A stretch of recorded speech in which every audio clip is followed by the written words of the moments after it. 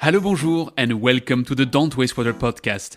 I'm your host, Antoine Walter, and in today's episode, I'm very proud to welcome David Lloyd Owen as my guest. David is the managing director of Envisager, a columnist for global water intelligence, an advisor on several boards, and the author of Global Water Funding. In this book, David draws on his work for the OECD and his two previous ones to discuss global progress towards fulfilling SDG 6, alternative solutions to lack of funding, and the reasons why countries are failing at implementing safe and sustainable water and sanitation for all. This was, of course, the topic of our deep dive, and in a minute, David will explain how the world is not only late on achieving SDG 6, but also on aligning to simply start working on it. He'll then take us through the three possible paths to solve the global water funding challenge: getting more funds, adopting adapted water tariffs, and doing more with less. Spoiler, there's only one which is likely to happen. In our conversation, David shares some hope with success cases to replicate and warns us from tricky data, considering that only the best pupils usually answer surveys.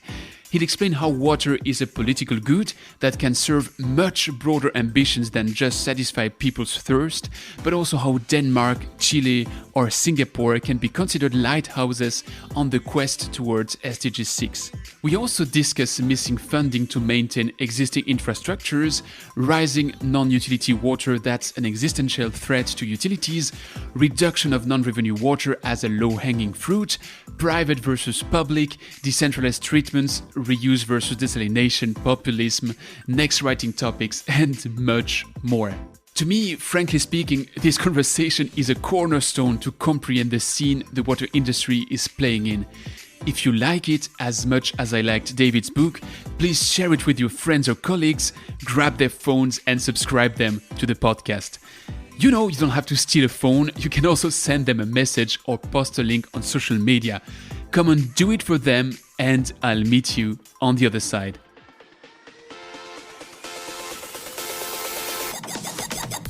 You're listening to Don't Waste Water, the podcast that helps water professionals to improve their wastewater treatment, optimize their operation costs, and keep up with the latest market trends. This podcast is brought to you by GF Piping Systems. As a leading supplier of piping systems made of plastics and metal, GF Piping Systems is the global expert for the safe and reliable transportation of water, chemicals, and gas. For more information, visit gfps.com. Hi, David. Welcome to the show. Thank you. Well, I'm really excited to go to the deep dive today because I tell you, I loved your book. So now I spoiled what it's all about. It's about your global water funding book. But just swiftly before we go to the hard matter, let's start with a little tiny postcard. So where are you right now? And what can you tell me about the place where you are? I'm in my library cum study. I've been working at home since 1999. So in that sense, COVID has been business as usual. And I live on a house on the edge of a small market town in West Wales called Newcastle Emlyn. I left London 22 years ago to bring up our children here. So that makes already two reasons for me to call you a visionary. But from your path, there's something which is even more surprising, let's say. I saw that you started in sustainable and environmental finance, I would say, without spoiling your age, long before it was hype. So can you get us through your path? That's true. I was, funny enough, I was working for Paribas at the time, and I was a technology analyst and covering mobile phones, telephones, and electronic equipment for equity investors. And it was decided that Paribas' big project was going to be infrastructure. And I told the head of research, well, my academic background was in the environment, in ecology, so why not put me onto water and waste management? And we did, and it took over from my original job. So in 1989, there was one tiny little equity fund. There was a group at James Capel, now part of HSBC, and another group, now part of UBS. But in both cases, they didn't really have a background. They were just simply analysts who had been told, do your job. Whereas I had a background, and it was a sort of beginning of a turning of a circle. And I stayed an analyst until 1995. And ever since then, I've been a consultant. So consultant on your own consultancy and a columnist, if I'm right.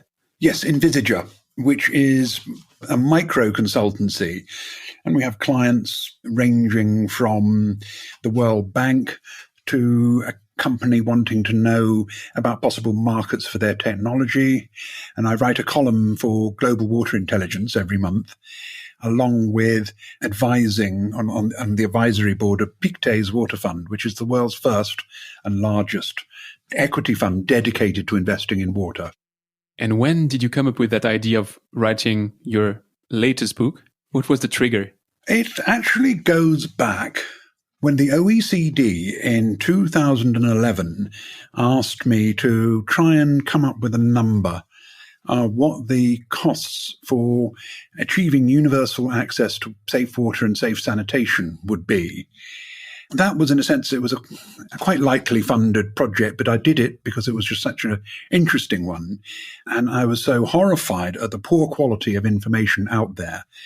As one consultancy, when reviewing all the estimates for the Millennium Development Goals, put it, it looks like most of these were done on the back of an envelope. It also went back to two books I had published for Thomson Reuters, 2006 and 2009 on water finance, but that was not global. That was just looking at a selected number of companies and very much more on the thing, looking at where's the opportunities in investments, where are the opportunities for bonds, debt facilities, etc. They all merged into this. And what happened was I had written a previous book on smart water, which was trying to give people an idea of the state of the art about digital water. That came out in 2018. And this seemed a logical progression. And it was the chance to completely revisit all the data I generated previously and to put it into one publication. And it's backed by this spreadsheet, which when I last looked at it, had something like 250,000 data cells. So it was quite intensive.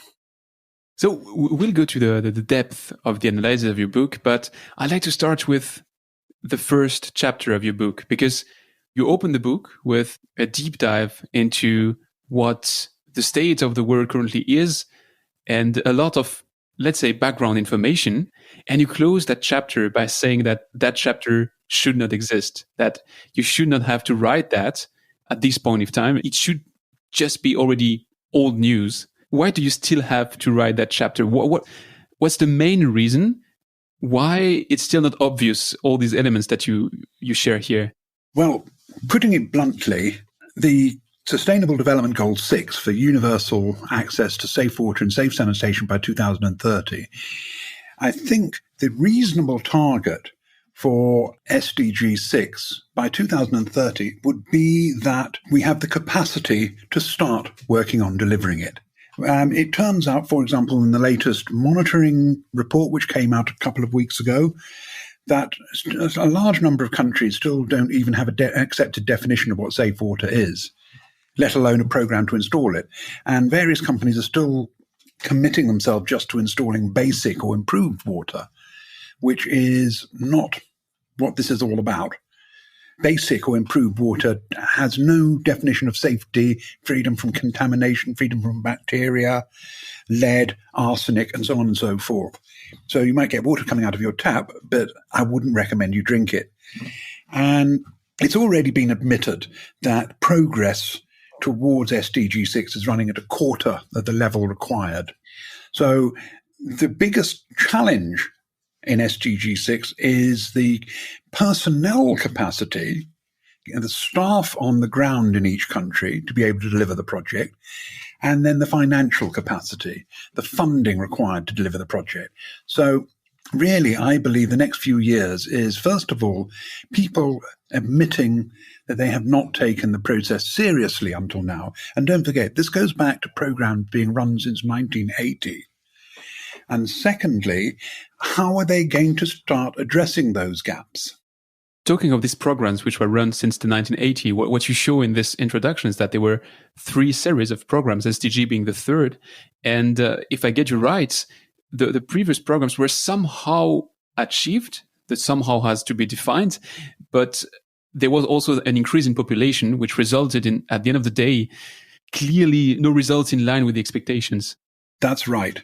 In a sense, there have been three main problems with the programs before. First of all, there's very much a emphasis on monitoring people who live in formal settlements.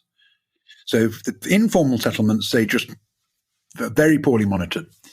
And considering how many people in developing economies live in informal settlements, that means there's a great void in the data. Secondly, when you look at the various reports over the years and you cross-reference them, you realize the numbers have been rebased quite a lot. How much confidence can we have in the numbers is, again, open to debate. And then really we've only started to look at capacities and capabilities and so on in a critical manner, really since about 2011 and systematically since 2015. And in every case, you have to get the data, the information back from the countries. If they don't wish to participate, all we can do is make guesses. I cannot understand why a country would not wish to participate, but there are some quite odd regimes out there. That's something that struck me in your book, is that you several times have some parts of the puzzle where you say there's a dozen countries that filled the data. So you know that there's a gap which is about 90% of the data missing. And you also regularly explain that probably the ones that answered are not the worst, because if you're the good pupil, you tend to answer. And I guess if you're the bad pupil, you just skip the test. That is a distinct problem. I mean, for example, one of the most useful sources of information we have is what's called the Blue Book, and the database which underlines that, which is IBNet, which is helped managed by the World Bank, which allows utilities to report back that whatever reporting criteria they wish to. So those, in a sense, the ones which do report back are outside the developing world, which too often disdains to join the project. There's no participation from virtually any country in the EU or even in Britain. So that side you have to just set aside. But yes, what you realize is the better the utility, the more likely they are to participate.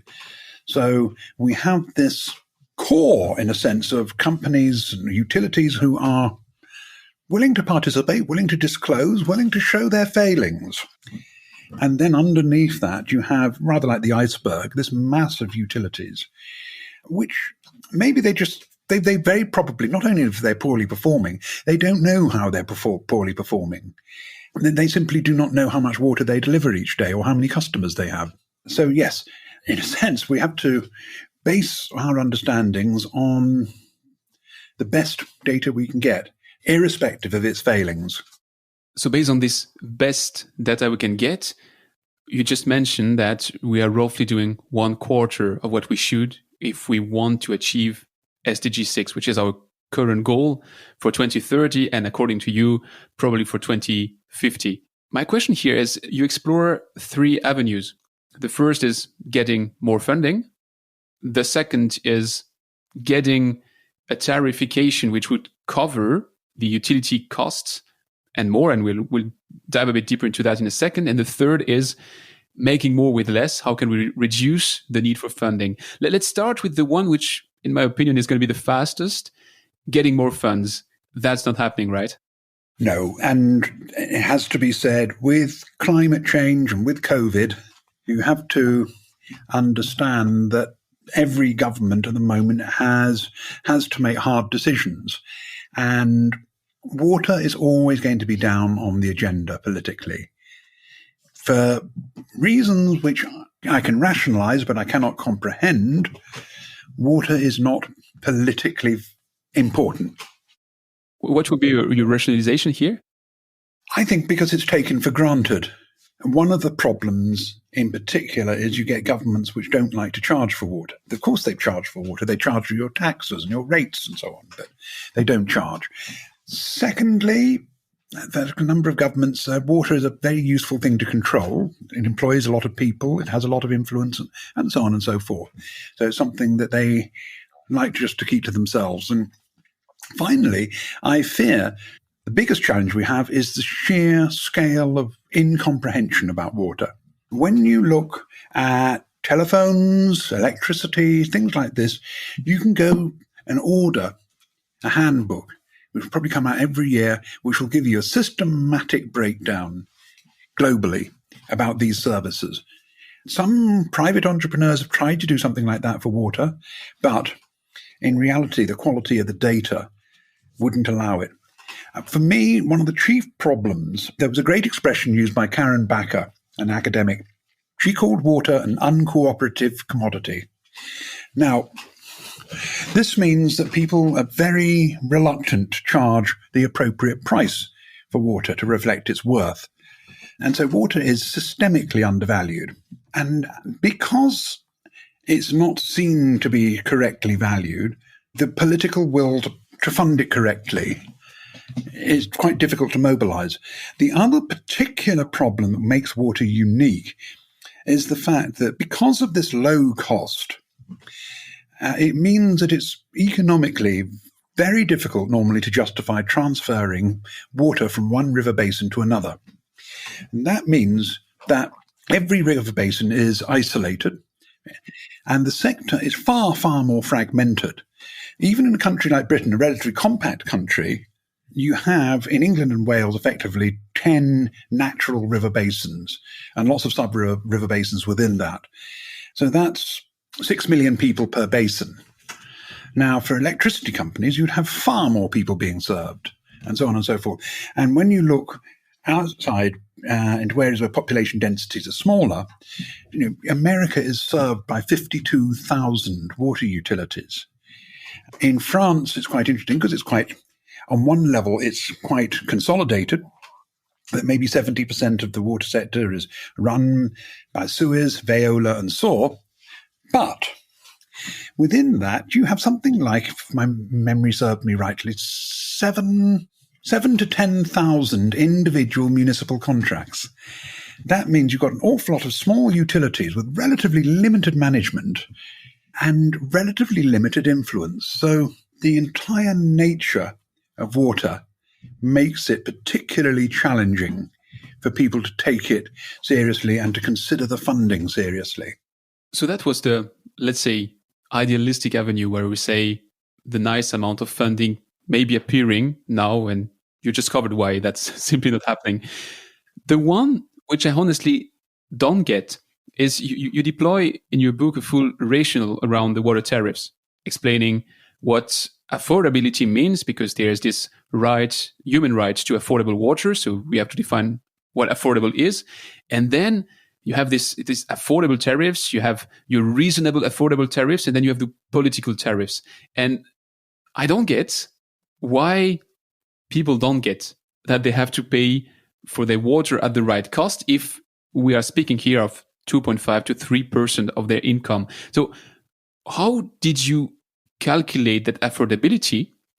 And let me do a 4-in-1 question, because I also read your column in GWI on that topic, where you said that most of the time when people are going to define affordability, they simply take what they're currently paying and they say, hey, that's affordable. 1 cent more is not, and 1 cent less is not enough. So can you define affordability? Oddly enough, for the first time ever, the World Health Organization started to consider what actually affordability means. And a study came out about a couple of months ago trying to define affordability. Because until now, it's always just been taken as a magic figure. And really, it actually boils down to two numbers. One, percentage of household income, and two, time. So those without access to water, you have to factor in the time they would gain from having a tap within their household. And generally speaking, 1 to 3% is the normal bandwidth for affordability. But you have to take into account, because that people are a lot poorer within a society. So you also have to take a look at the poorest 20%. And there, perhaps 5% of household income should be the limit of affordability. But so you took that bar, which is the reasonable limit for affordability, but in the book you somehow divide it still by 2 and say that is affordable tariff, but you still have another tariff, which is the political tariff, which is again about twice lower. Yes, well, that is the problem. You see, that there's one thing which is a proper tariff, and then there's the other tariff which the politicians might allow you to charge. And so my point there being, especially with populism, for example, in Ireland, a few years ago, they tried to bring in tariffs and people were outraged. Of course, it was completely absurd because they were already paying through their rates, their taxes. And this is one of the absurdities about it. I personally think it's far better to have all the costs coming through the tariffs where it's visible and people know what they're getting from their water, rather than money shuffling from one department to another and somehow or other the budget being made. It's much more transparent process. It means you know what you're paying for, you know what you're getting for what you're paying for. And one of the chief problems we have in water is engaging customers, engaging the public, and making them trust their water. So even in some extremely well-run utilities, you have large numbers of people still treating their water at home or boiling it. Maybe because it's quite perverse, but I have been told that one of the drivers for that is that people think, well, our water's so cheap, so it can't be clean. You take the other extreme, though, in Denmark, which is the most expensive water in the world, you will find there, first of all, because it's expensive, it's used very carefully. It's treated to an exceptional standard. Even the rainwater, which runs into a collection network, goes through full tertiary treatment before it's reintroduced back into natural environment. And because they are paying for everything up front in their tariffs, people know, yes, this is expensive, but we support it because we are getting a service which we explicitly trust, and also because there's a very high degree of disclosure in Denmark. Every single utility gives all these performance metrics about it. People, again, they trust it. They say, okay, this is expensive, but I'm getting good value for money. That's the example you give in the book of that lager beer advertising, this reassuringly expensive. So it's playing on the Veblen good somehow. What really puzzles me here is that you give so many good reasons to go for right tariffs. And it's not like rocket science. Everybody gets that. But still, the world spends $425 to $475 billion a year in water subsidies, which means at the end of the day, as you just said, it's still taxpayer money. So if it would create somehow a virtuous circle, because if it's more expensive, then you cover for your cost and you can invest, and you care much more about water and you trust much more water because it is reassuringly expensive, how can still all the politic decisions still be driven by this, pardon my French, stupid approach of political tariffs? I wish I could give you a rational answer.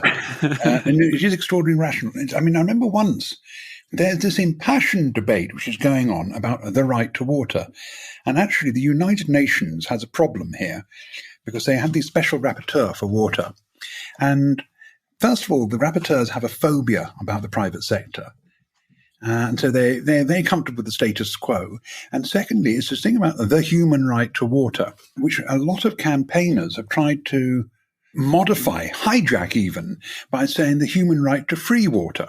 There's still a very powerful, well-funded, aggressive lobby which demands that people should get their water for nothing, which A, is inherently absurd, and B, free water, free dysentery, free cholera. We can throw lots of things in with that free water if you want, but I wouldn't want it. So, yes, as far as I'm concerned, the case is incontrovertible, but we do think there is just something irrational about water management. Bringing all that in maybe a bit more rational terms, then you cite a GWI study from 2011, which shows that the world spends $173 billion a year on CapEx and OpEx for municipal water and sanitation. So far, it's just a number. But your analysis is that is not even covering the maintenance of the current assets. So we're not speaking of not achieving the SDG 6. We are speaking of a degradation of the quality of service over time because we are not able to cover for the cost. So how can we make the situation better if actually we're just spending not even enough to keep it as it is? First of all, I think it's information. Because, so countries, for example, will say, yes, we have this many sewage treatment works, which treat the sewage of that many people. What they're not telling us is how many of those sewage treatment works actually operate, how many are broken down, how many are performing to an unsatisfactory standard. Take that across to all aspects of the water cycle. So what we need to do somehow is to inform the public. This is the state of play. This is what's going on. This is the reality. Are you happy with that reality? Or do you want to change it? Sometimes it is quite strange. Particular governments have particular approaches.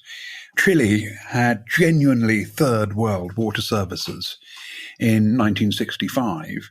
Now, their water services will happily stand comparison with most Northern European countries. There was a 30-year complete top-to-bottom transformation of their services. So, for example, there was 0% sewage treatment until the 1990s. Now it's 100%, of which 78% is what I would call proper sewage treatment. And water and sewerage are universal, and so on and so forth. There, it was a government program. It was actually somewhat controversial because it was linked to privatization in the late stages, but a strong regulator, strong oversight, strong amount of information, and the public got a demonstrably improved service. So I would imagine your average Chilean feels, in a sense, quite smug when they look over the Andes at their Argentinian neighbors. Water there is a highly political subject, and all I can say is that their services are of an order poorer. Which makes me think that you're advocating here for a system which reminds me of what David Levy on that microphone defined as, or explained us about how the water is managed in Israel with a national approach to water and then case-by-case adaptation to that national approach, but always an overarching national approach, which kind of contradicts what you were saying at the beginning, that we have a water sector which is scattered by nature, by the river basins. So is it really something that can be adopted, or is it because of the specific nature of Chile, where with the end, maybe the geography is helping a bit? Yes, I mean, there are certain countries where the politicians have realized they face existential challenges when it comes to water. So Israel, they realize, no, here we are building this country in an extremely arid area. And so Israel now leads the world, for example, on water reuse. Singapore, when it became independent from Malaysia in 1965, the Malaysian Prime Minister said, if you step out of line with us on foreign policy or so on and so forth, we reserve the right to turn the tap off. Because at that time, 70-80% of Singapore's water came across from Malaysia in a big pipe. Singapore's aim now is by 2060, when its current contract with Malaysia runs out, is to be completely self-sufficient in water. So water self-sufficiency and water security was pretty well from Independence Day a government priority. And back in 1965, Singapore had, again, an average, perfectly reasonable, but inadequate water and wastewater infrastructure. Today, it has one of the world's best because of concerted political will, plus educating the public, making sure the public was aware why we have to do this. So it's about realizing the emergency, because you gave us two examples, Singapore, Israel. For them, it's pressing. If they don't do anything about water, they're in big trouble. But when you look at the projections of where we will be landing in the next decades with water scarcity, rising population, climate change, the water stress is going to be a bit everywhere, which may then be, if I'm with a bit of cynicism, I could say it's a positive thing. Everybody's going to realize how important water is, and maybe finally we manage the water cycle. It's possible, but then I guess the warning there would be consider climate change. As far as I'm concerned, we have been in a climate crisis for 3, possibly 4 decades. We're now getting to the point where some politicians might actually acknowledge there's a problem. If we had taken action 3 decades ago, we would not be where we are today. But again, it's taking big, difficult decisions. And of course, the whole thing about politics is you're thinking about the next election. Or if you're a dictatorship, you're thinking about your next mistress, your next palace. You're not thinking about things like water, climate change, infrastructure, the big picture.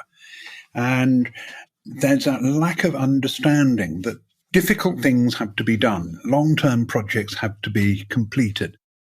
What struck me by reading your book is that what you just explained about the importance of having this global approach, as it is not present, well, there is alternative solutions which are popping out. And these alternative solutions is that, well, if you don't get the water from the utility, maybe you can get the water from somewhere else. And that somewhere else may be point of use, point of entry, as you describe it, but also bottled water, which is clearly the dominant player there. And what you show is that there is a switch in power there, because by the end of our SDG period, well, non-utility water will attract more funding than utility water, but more funding for less water as well. So if we're able to afford non-utility water, can't we just, I mean, that is now very, very, very theoretical thinking, but can we not just not derive that money and fund utility water, which is more efficient at the end of the day?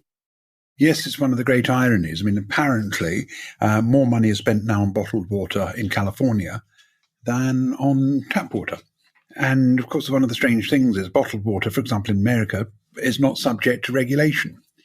So if you want to get sick, drink bottled water.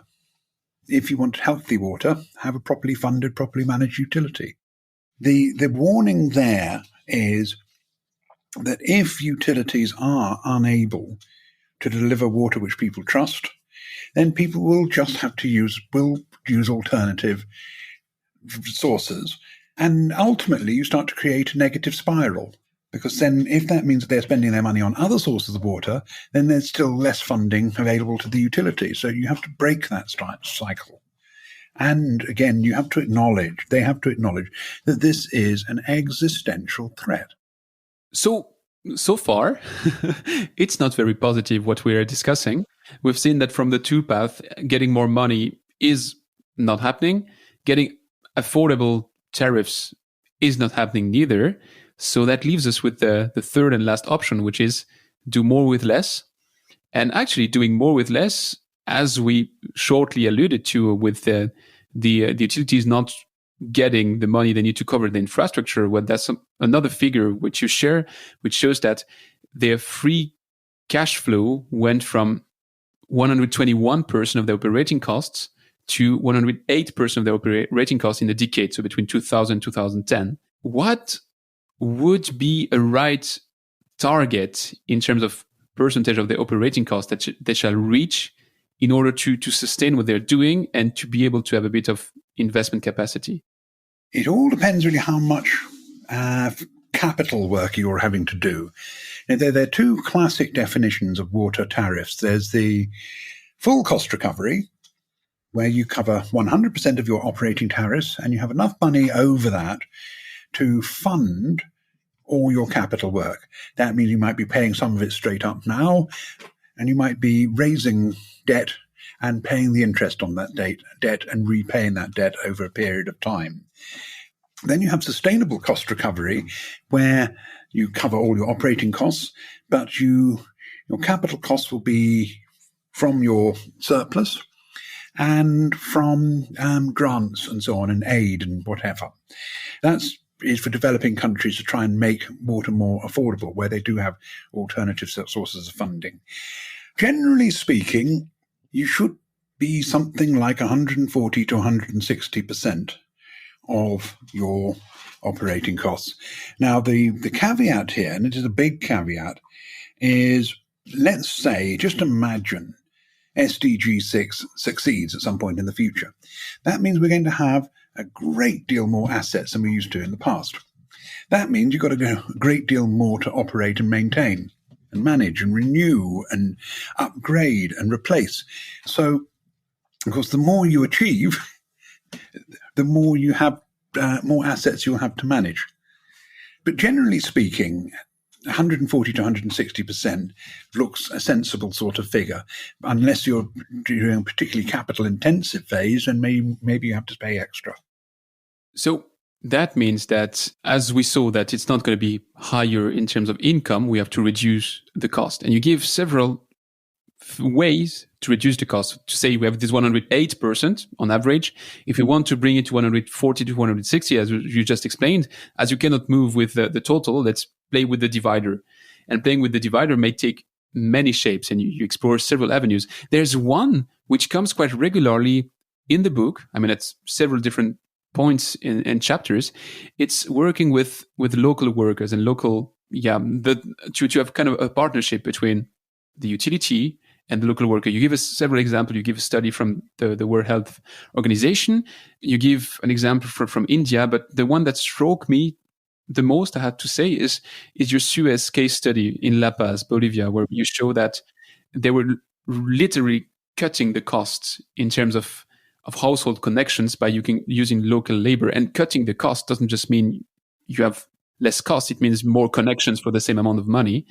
And you also showed something which reflects with what you were saying earlier, that there's a 60% increase in the community support. So people take ownership, which I would coin like, the IKEA effect. When you're building an IKEA shelf, all of a sudden it's much more beautiful than it really is just because you build it with your own hands. What I'd like to understand here is, what is this local labor? How does that work? What do they actually do? It would be a case of, let's say you're wishing to lay a sewer scheme to an unconnected area. You'd get in engineers and so on and so forth who would teach people, tell people what they need to do. So what the community is committing is time which would normally be paid for by external contractors and so on and so forth. So the digging, the laying, and so on and so forth. All that manual labor, which normally would have to be paid for externally, is now being donated by the community towards the project. And again, this has been very much the approach taken in Pakistan and in India. And as you say, because you're donating time and effort and sweat into a project, you acquire a sense of ownership. Even if it is being managed by somebody else, you can say, right, well, we now have a tap and a lavatory which works in our house, and we have safe water. My children are healthy. Nobody has to waste time collecting water or going out to a latrine block or anything. And that's been done on my own back. That, in a sense, is ownership. You also show with your case studies around, I think it was India, that the quality is even better because the latrines built by a contractor are built, I guess, to cost. Whereas if you're building your own latrines for your village or for your community, then all of a sudden they're much better, which means they're also more used. So there's different levels of acceptance, which sounds like a perfect way to go. Yes, I mean, it does. There are a lot of good case studies. And of course, it does depend on things. You've got to have the right equipment and make sure that it's the best equipment for the job, the most appropriate equipment for the job. And you need the right supervision to make sure that everything is done correctly. But because of that sense of ownership, you want to do the job well. Whereas a contractor, maybe you're just rather more interested in getting the job done, ticking a box, and walking away with a nice big fat check. So that is a way to cut at least connection costs, and also to have these welcome side effects of the additional ownership and quality and long-term benefits. Then there's this very, very low-hanging fruit, or that's the way I perceive it at least, which is this non-revenue water. And you show that non-revenue water account for 77 liters per capita and per day in the world, which is huge when you think of it, when you see that there are initiatives like the 50-liter home in the Netherlands, which Paul O'Callaghan alluded to when we were having that discussion on that microphone. So in places of the world, you could be able to run a full house with 50 liters, and we are still on average wasting 77 liters in non-revenue water. So I don't have the figure in mind right now, but I think you say it's something like $58 billion. I could correct my figure here, which the worker could save every year by reducing this non-revenue water. So what are we doing with that? It's a really interesting question.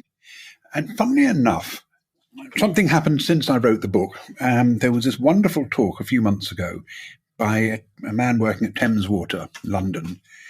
And when they started for the first time to get the data from their smart meter rollout program. So instead of getting a meter reading, if they ever had one in the first place, every 6 months, they're now dealing with real-time data 24 hours a day. The average amount of water remained the same. It was still at around 140 litres per person per day.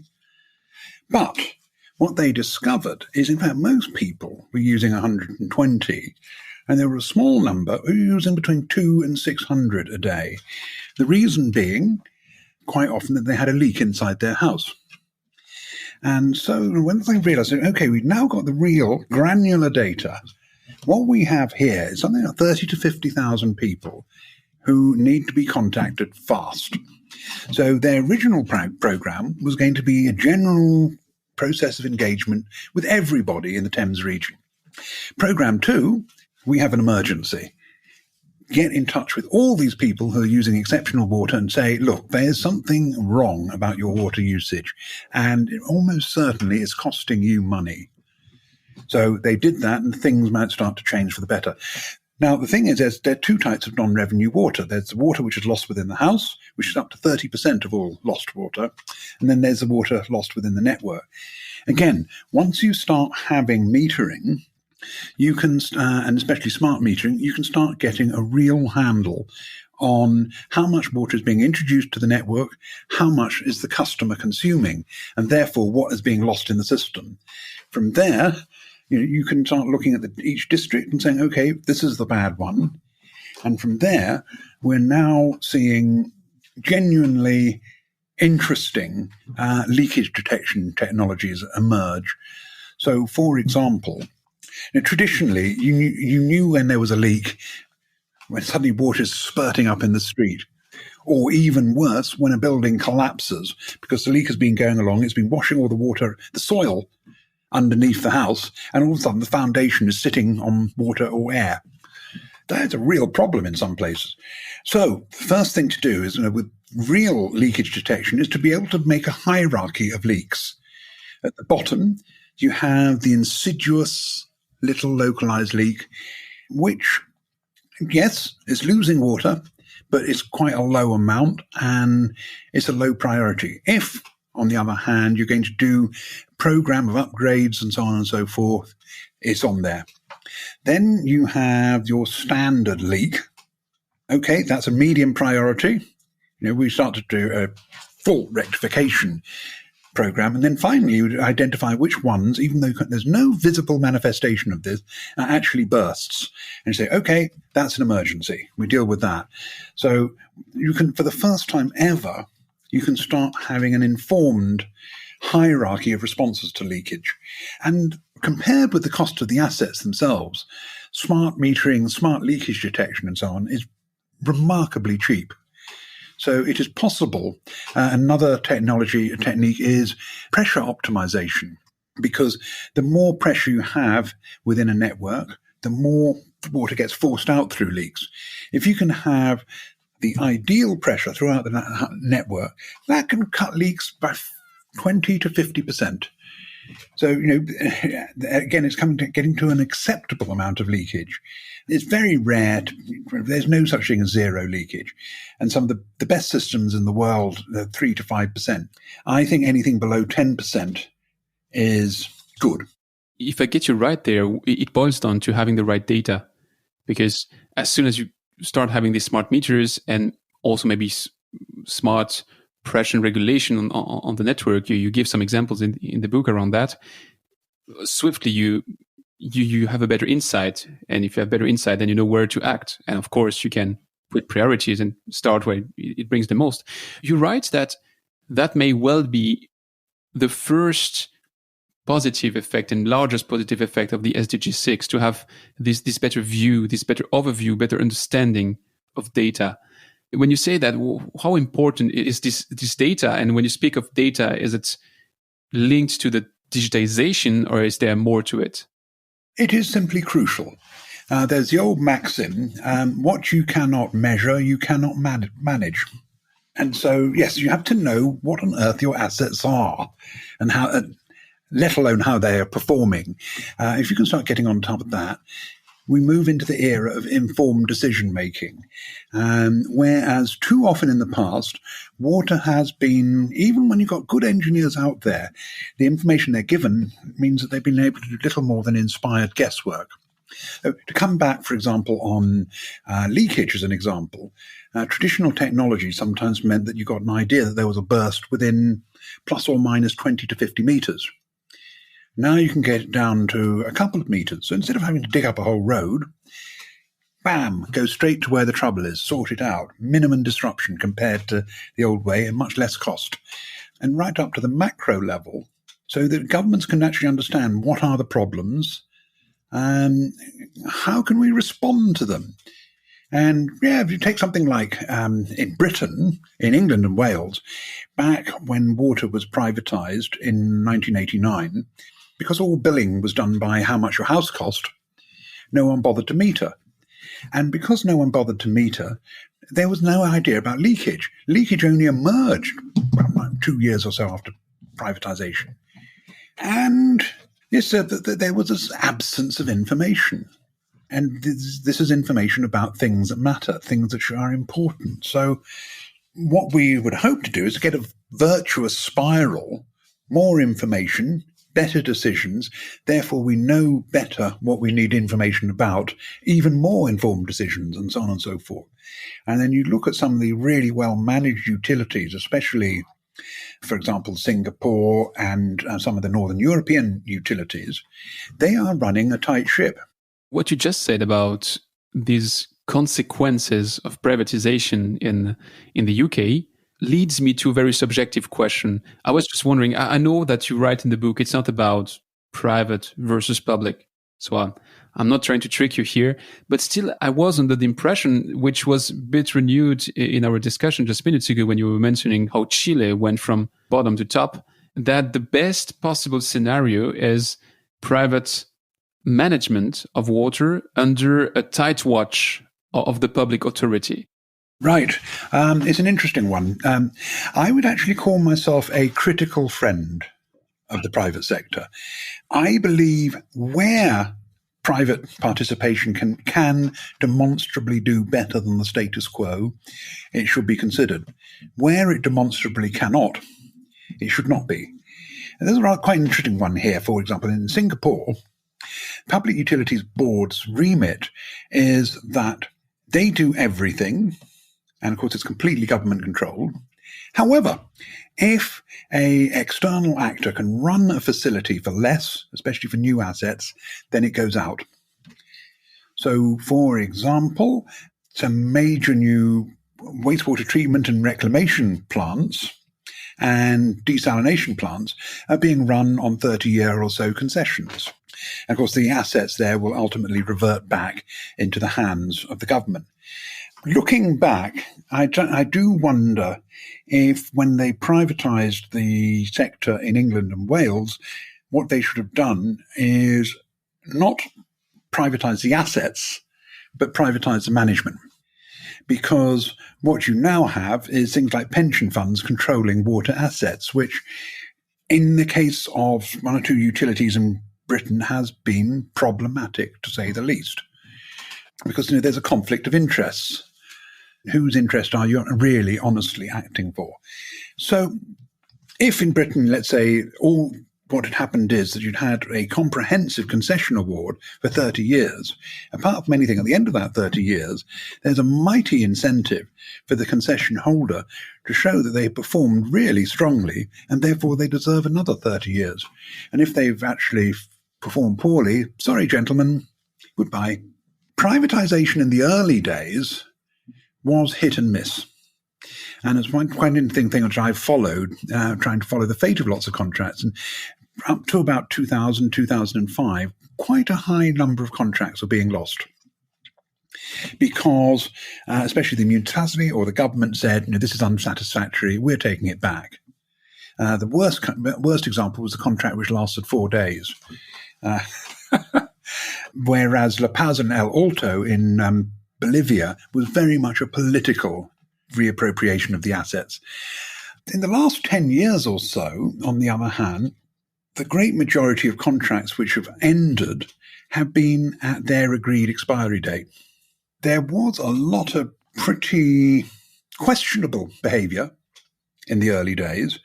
And one of the interesting things is that what you have these days is far more local management, local involvement, rather than half a dozen countries bestriding the globe. So in a sense, privatization, or really private-public participation, has matured somewhat.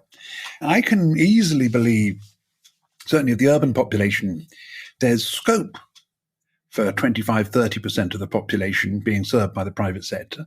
But there'll be a lot of areas where quite simply, no, it's a leap too far. You do want the private sector to be involved in specialist services and, of course, in the provision of support services, technology, and so on and so forth.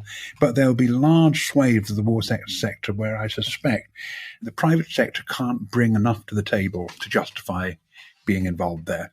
I would have a ton more questions, but I'll take two last ones in that deep dive. And just drawing on what you just said, I was wondering if the right size of stuff would not be these enormous utilities like we have. You also address point of use, point of entry in the book, and you address decentralized treatments. And I'm wondering if the right size, which would bring people in to have their ownership, as we discussed minutes ago, which would draw private companies in at a sizable chunk of a market and still deliver some scale effects, would be that decentralized size.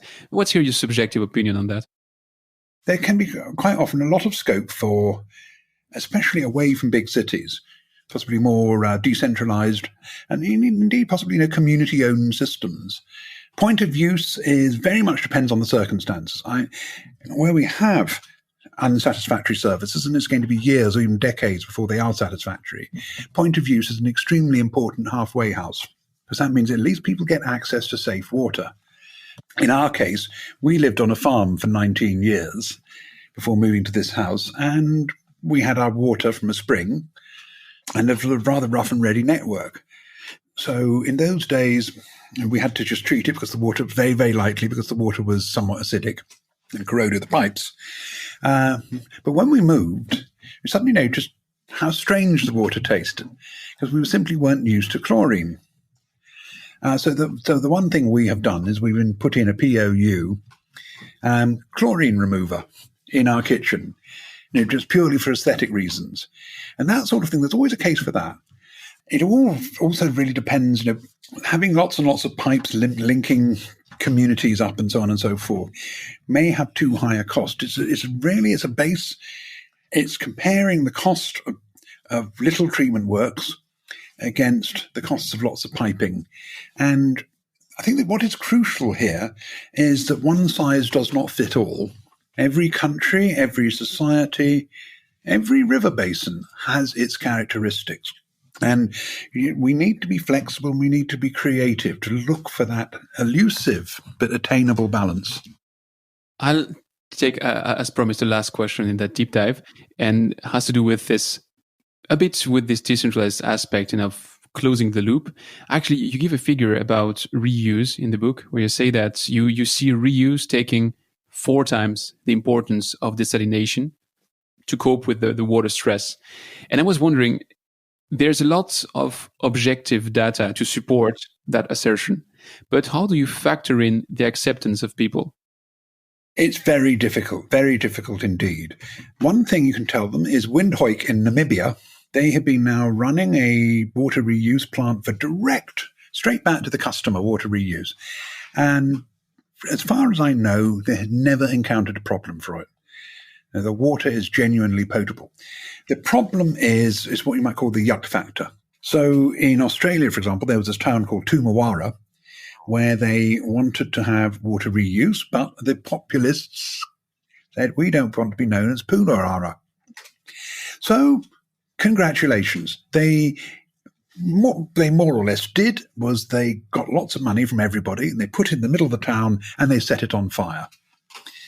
So instead of having an economical, effective water system with water reuse incorporated into it, they wasted 165 million Australian dollars pumping and piping the water in from a distant source. Congratulations. That's populism. Very likely the most pragmatic middle way is, for example, what's being done in Singapore, where they make use, first of all, of indirect non-potable. That means all the industrial customers now expected to use reclaimed water for their processed water and so on and so forth. And then they have indirect potable, whereby they, even though the water is completely clean, instead of putting it back into the distribution network, they put it into reservoirs where it is treated again. In engineering terms, this is called the magic mile. There's something about releasing effluent or whatever into a river and then picking it up a mile down, 1.5 kilo downstream, and treating it and putting it back into the network, and everyone says that's perfect. There are various cases around the world, but I think in London, water can be taken out and treated and put back in again 5 or 6 times down the length of the Thames. In an extreme case, and something like the Rhine, a long continental river, you are talking about water which has been around a bit. So I think it's going to always be quite hard to make an effective case for direct potable, even though the case out there exists. However, generally speaking, industrial, municipal, and so on and so forth use of water is usually 2 to 3 times higher than it is for domestic water. And that means that all the water that is reclaimed from domestic sewage and so on and so forth could simply be applied to non-potable uses with a little imagination. And so it's quite likely that we can elegantly sidestep the problem in many cases. Well, I think we scratched the surface of your book, honestly. We are 1 hour in roughly, and still, I mean, it's a wealth of information. So for anyone wanting to go a bit more in depth, there are so many facts, figures. I mean, the Puwamba story is only one of the several shame story that you have in the book, but there's also very cool story. I can quote, for instance, the New York City story where they leveraged a bit of, let's say, system thinking. Instead of jumping to conclusion, they thought of river basins. So just to say that there are several examples that we cannot just take right now for time reasons, but for anyone wanting to go more in depth, I'd recommend reading your global water funding book. And if it's fine with you, I propose you to switch for the rapid fire questions to close our discussion.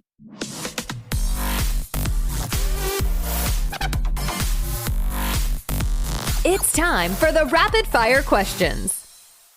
So in that last segment, I'll have short questions aiming for short answers. If you need more time, I'm not cutting the microphone. But my first question is going to be, what is the most exciting project you've been working on and why? In a sense, it was the one where I was doing work with the World Bank on capital efficiency, because someone was paying me to look for examples where we can save money by thinking creatively about how we get goods and put them together. What's your favorite part of your current job? It's probably looking for new ideas, especially in academia.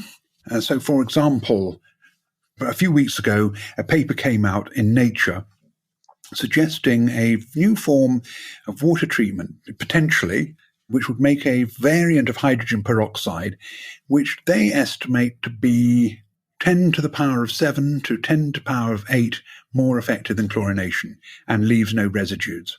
So that's the theory. If the reality can be as 100th as good as that, we are transforming water. Well, aside from that very promising one, what is the trend to watch out in the water industry? I think, and I've been saying this for a few years, I'm afraid, but keep an eye on smart water. As it starts to move from being clever ideas and excited talks at conferences into delivering practical benefits, especially and most importantly, when individual innovations are knitted together into a coherent and more effective whole. So incremental savings, incremental improvements all of a sudden start gelling into very large improvements. What is the thing you care about the most when you're working on a new project, and what is the one you care the least? The most is trying to get the data and trying to make a case for looking at things with a new pair of eyes. The least is when you send the project in, you get the money and you get no feedback. So in a sense, you feel you've just been there, you've been paid just to tick boxes and say, oh, yes, we employed a consultant to look at this. And that's, yes, you want to know if you got it right or you got it wrong. Do you have sources to recommend to keep up with the water and wastewater market trends? I have to declare an interest here. Global Water Intelligence magazine is definitely one of the best. And another one is, it's on the web and it's free. It's called Smart Water Magazine. And every day it does a dozen news stories. And again, they are quite good at keeping a nose out for what the journals are publishing. When we were preparing for that interview in our exchanges, you mentioned that you're working on your next book. What will it be about? It's very much put it this way, I have an agent and he wants me to prepare the material to his satisfaction to send to the publisher. But the essence of the book is going to be about rethinking the whole of water and trying to transcend a view that water is just an endless series of obstacles and barriers into what happens when we really start to think optimistically. So it's not what are we faced with, it's what we can do. Will you have 1 hour for me when you are on the media tour for that next book?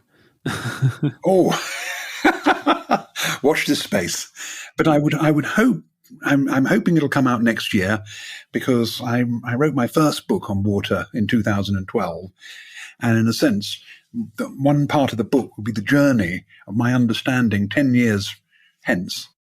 So I'll make sure I'm available in 2022 to have you on that microphone. Good. Last question. Would you have someone to recommend me that I should definitely invite as soon as possible? Oh, I certainly would. I think it's good value for money. Well, funny enough, if you asked a consultant to produce a study like that for you, you would be paying tens or hundreds of thousands of pounds. So for tens of pounds, here it is. Global water funding, innovation and efficiency as enablers for safe, secure and affordable supplies. At your friendly Amazon shop now. Well, David, it's been a pleasure. I think we make a good tour. And pleasure likewise. I really subscribe to your recommendation to read that book. I think it's an eye-opener to many aspects of this very trendy SDG 6, but sometimes really overlooked, I have to say, when I compare it with what you write about it. So I hope to have you again for your next book, and thanks a lot. It'll be a pleasure. Thank you. Thanks for listening to Don't Waste Water. This podcast was brought to you by GF Piping Systems. Loved this episode? Head over to Apple Podcasts to subscribe, rate, and leave a review. See you next time.